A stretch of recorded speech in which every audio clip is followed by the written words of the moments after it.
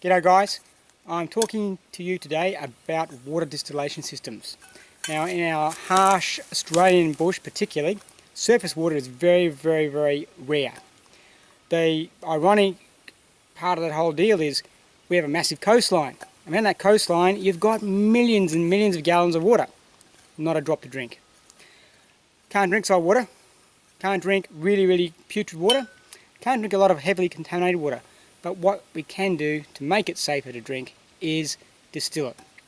So how do you set up a water distillation system in the bush? I'm going to show you how to do that right now with a 2 litre stainless steel water bottle. This one's made by Clean Canteen. And we're going to set up a distillation system with stuff that you're either going to have with you or that you're going to be able to find in a lot of locations, or at least understand the principles of what to do to improvise. Okay, let's get on and I'll show you the basic components for it now. Okay, so the first thing we're going to need is our water container. Now, a 1 litre water bottle, stainless steel, no paint, no lining, will do the same job. Okay, so it's another great reason to carry one of these things. This is a 2 litre one, made by Clean Canteen, as I said, and it's a great size for what we're going to do. So, but if you've only got a 1 litre water bottle, that's fine. Right, first item.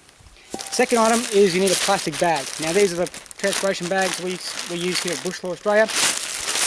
We'll show you how that comes into the equation shortly. Now the third and one of the most crucial parts for that whole equation is a piece of bamboo. Now bamboo, PVC tubing cannibalised from the underside of your engine space on a broken down vehicle. The principles all remain the same. You need a piece of tubing to allow steam to be trapped and tapped out of the water bottle, to move along the tubing far enough to start to cool and condense back into water, and then to be captured in a vessel, in this case a plastic bag at the other end. This bit that looks like a cork is literally a cork. It's not mandatory, I'll explain that when we go through it. It's basically the tube that we're focusing on. Alright? Now bamboo, oddly enough, is very prevalent in the Australian bush, and in a lot of places where you can't normally get good drinking water, there might be bamboo growing nearby. Now bamboo, green bamboo is best because it's softer when you're working the partitions out. The partitions are these joint sections here. Now I just knocked these out with a fire hardened stick of suitable diameter and just jamming them down there, ramming them through and blowing them out. Simple as that. Now I've got about 2 foot here, 2.5 foot thereabouts. That's about a good length for what we're going to do. Okay, so I'll move over now to the fire. We'll set this thing up and I'll show you step by step what we're doing. So tube is the basis of it. We take our boiling vessel, remove the plastic lid, and I've just bound a bit of electrical tape that I always carry in my gear around the end of this tube. I've selected this piece of bamboo and cut it so that it fits fairly closely and fairly snugly into the mouth of that wide mouth bottle. Right, now that would be full of my salt water, seawater, brackish water, or otherwise contaminated water. Now I need to get this seal as tight as I can, but I don't want to be binding tape on it because as this bottle heats up, it's going to melt. Now we'll see how this bit of tape goes. We may be replacing that shortly with a piece of cloth. That works equally as well and it doesn't melt as much. Right, so we're going to keep the base of the bottle in the fire. The tube's going to allow the steam to come up as this starts to boil, and we're going to pipe it into a plastic bag at this end. Now this can be set up with, or tied off with a piece of cordage. I've got a rubber band handy, I think somewhere here. Bingo. You don't need to put any air in the bag at the start, you just need to have a good seal on the bag.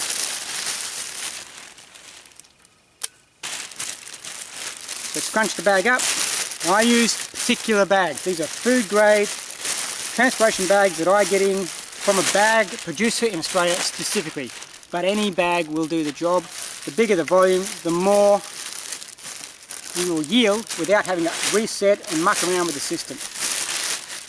Every time you've got the system pulled apart, you're losing time, you're losing vapour, you're losing heat from the fire, and so forth and so forth.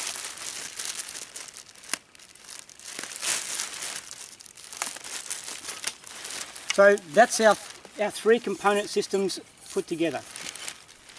Bottle, pipe, bag. That then gets positioned onto the fire so that we can actually get the system up and rolled. Let me cut away to the fire and we'll get that up and show you what that looks like. The picture, you can see the water bottle in the fire with the water stored inside, boiling away.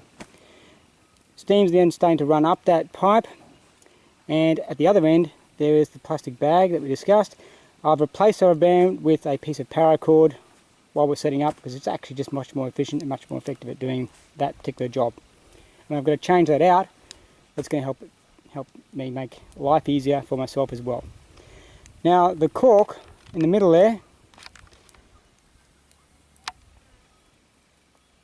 a student on one of the courses I watched come up with this idea. It's a brilliant idea, and it just shows that no matter how much you know, how many times you've been doing this stuff, you still learn stuff all the time. What this clever guy had done was he'd set this system up actually on a sea coast up in East Timor, and to expedite the process of refilling the water bottle at that end without disturbing the system, he bored a hole like I've done there into the tube of bamboo and fashioned a plug to go into it. So when we refill the bottle with salt water, we're just basically putting it in through that hole there, and then the system remains undisturbed. As we said, the more you disturb the system, the less it yields. So that's the plug there. It's just a simple small piece of stick carved up to fit into the hole we've carved in the bamboo tube. It needs to be tight fitting. You don't want to lose air or steam out of that process either. The rest is starting to pipe into the bag now. Now as the water starts to boil in the bottle, we'll start to get steam coming out the other end. As you can see now, the bag's inflated with hot air and it's actually very soft. So when you're looking at setting these things up, you need to make sure there's nothing sharp around the area that will puncture that bag. One little hole and you're losing a great deal of your water vapour out of your system. We're collecting water here quite well. If I give the bag a shake, you can see how much water we've got in the bottom, and that's after just half an hour. So we've got probably about half a cup already, and that will continue to yield for us as long as I have water in the boiling vessel, and as long as the bag stays unholed and the system stays airtight.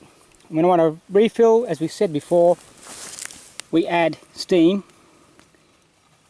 into this point. You can see the steam just coming out of that hole now. Very warm, very hot.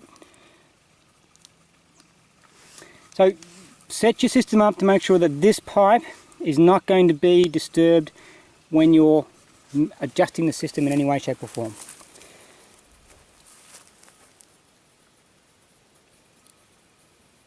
So there you go guys, that's it, a very simple system.